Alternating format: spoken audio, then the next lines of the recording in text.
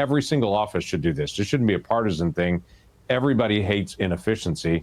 Everybody go look for inefficiency, pull the ideas together, and let's make the whole system better. Hello and welcome to the DOGE and Maha News Channel. My name is Chris. In today's video, we're going to focus on the Department of Government Efficiency, and we're going to react to a video in which Senator James Lankford talks about his feelings on DOGE, the DOGE Caucus, Elon Musk, and Vivek Ramaswamy, and let's see what he has to say. DOGE officially in session, the cost-cutting caucus holding its first PAC meeting on Capitol Hill today with lawmakers. Let's bring in DOGE Caucus founding member, Oklahoma Senator James Lankford. Senator Lankford, thanks for joining us today. You bet. Good to see you all again. So give us the opening prognosis for how you think this the DOGE process is going to work. We are excited about it, to tell you the truth on it. Many of us that have worked on government efficiency for years are pleased to be able to say, let's get on with this and let's try to resolve it. So we've got stacks of ideas that many of us have worked on for a long time on making all of our government programs, our hiring, our systems a lot more efficient. And what we're trying to do now is separate out what can be done with executive action, what has to be done with legislation. Let's figure out which part goes where, and everybody get your job and start going after it. I like that. This guy seems to have a plan. I reacted to a previous video where the two congressmen didn't seem to have a plan. It seemed like the DOGE caucus meeting for Congress was all about earning trust and not too much about action. But this guy seems to actually have a plan where they have, like he said, stacks of ideas, and where they're starting to separate ideas out that can be completed through executive action, and then other ideas that will require some act of Congress to enact. So I love it. Senator, it seems like so many Republicans are on board with this now, but all the ideas that you've been talking about for a long time, why weren't your fellow party members so jazzed about it years ago? Like, the two bills that you've introduced are about unemployment fraud and COVID fraud. Didn't your fellow Republicans care about fraud 2 years ago? I'm curious to hear his answer, but obviously not. It wasn't sexy. It wasn't fun. It didn't get the headlines, you know. Our political leaders have dropped the ball. I mean, even the conservative ones, I mean, they haven't done anything for several years. Our debt has just climbed and climbed and climbed under both Democrat and Republican presidencies. So, yeah, it doesn't really matter what party they're in. All of them love to spend money. There's just a few exceptions, like Rand Paul and maybe this senator right here, James Lankford, that actually are interested in not spending money and actually staying within a budget and using the American people's money in a cost-efficient manner.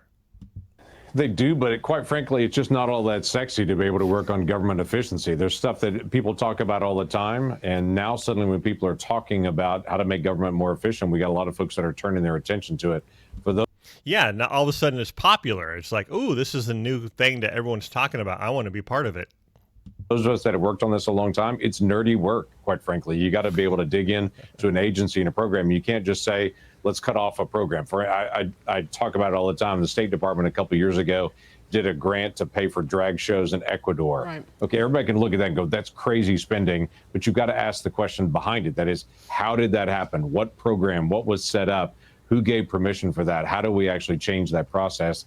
That's where it just gets into nerdy digging into the legislative task work. And that. Yeah, this type of work is going to definitely require some people to do some serious deep diving. They're going to need to, you know, ask the why question, why, and just go deep, and then say, okay, well, I guess we don't need to do that program anymore. We don't need to do this part of your program anymore. We don't need to do that program anymore. You know, this has not been approved by Congress, so let's put a stop to that. You know, so yeah, it's going to require a lot of nerdy work, like he said. That's not as much fun to do, quite frankly. But the end results of that is we actually make a government that's inefficient more efficient. Yeah. I've said for years, we put out, as you know, the federal fumble book every year. I've said for years, every single office should do this. This shouldn't be a partisan thing. Everybody hates inefficiency. everybody go look for inefficiency, pull the ideas together, and let's make the whole system better. Yeah, why is government efficiency so partisan? It's like the left hates the idea of government efficiency. It doesn't make any sense to me.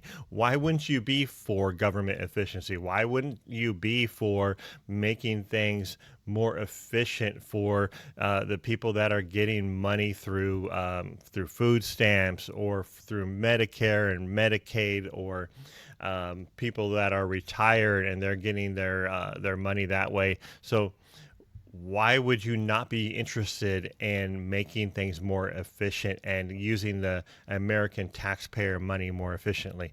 It doesn't make sense to me, but there are people that just are totally against it just because it's from the political party that they disagree with. That's such a great word for it. It is nerdy work, and it's hard work, and you have to go through miles and miles of federal regulations to find all of this stuff, obviously. But, what can be done? One of the problems, once you fix a problem with the federal government, as soon as you turn around, all the same rats start circling the drain and start figuring out some way to return the problem to the center of things. How do you fix it so that we don't wind up back in this situation, assuming that we actually do manage to get rid of some of the waste, fraud, and abuse? That's a great question, because what's going to happen 4 years from now, 8 years from now, 12 years from now, when a left-wing administration gets control and gets power? They're just going to blow up the government and make it huge again. So we definitely have to put in some kind of barriers to prevent that from happening. Once we reduce the size of government and make it more efficient, something has to be enacted, some kind of bill, in order to prevent that from happening. I'm not sure what that's going to look like, but hopefully someone smarter than me will figure it out. So I have to tell you, let me give you the good news, bad news of that. Clean up government inefficiency is kind of like cleaning up after breakfast. Lunch is about to come. You're about to have to do this again. Then you're going to have to do it at dinner again. So it's never going to stop. Government is never going to be the most efficient entity. Okay, universities and government, they're never going to be efficient.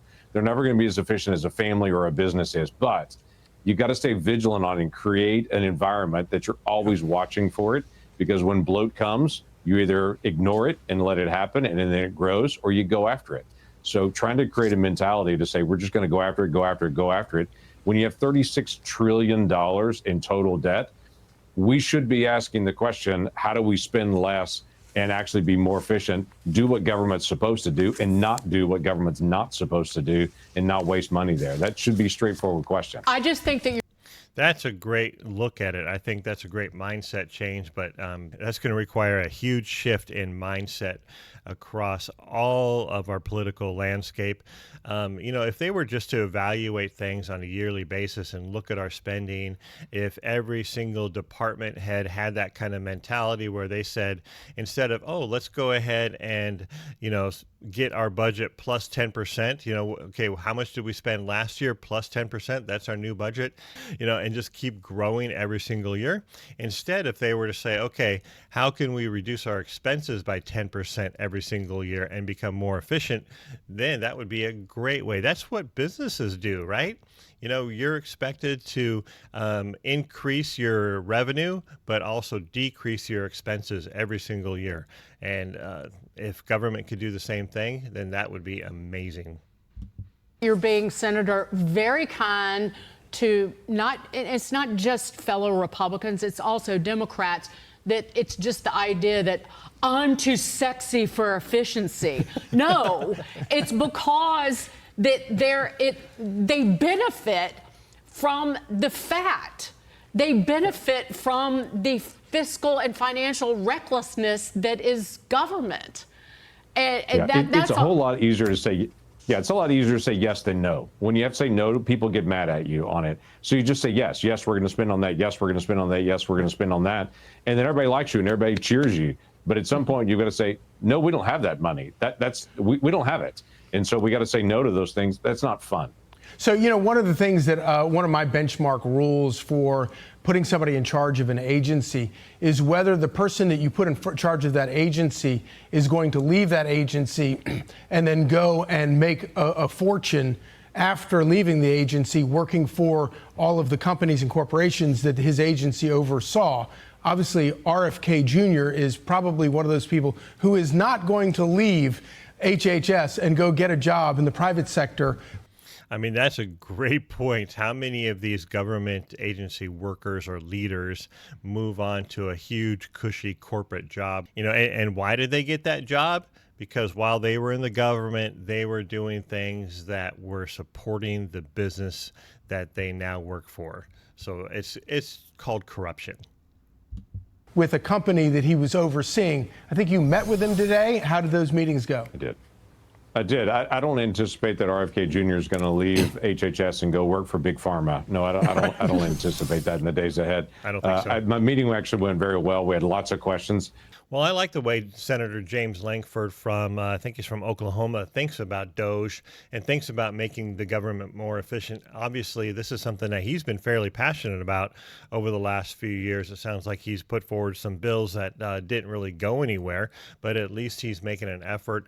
At least he's kind of calling out these ridiculous expenditures.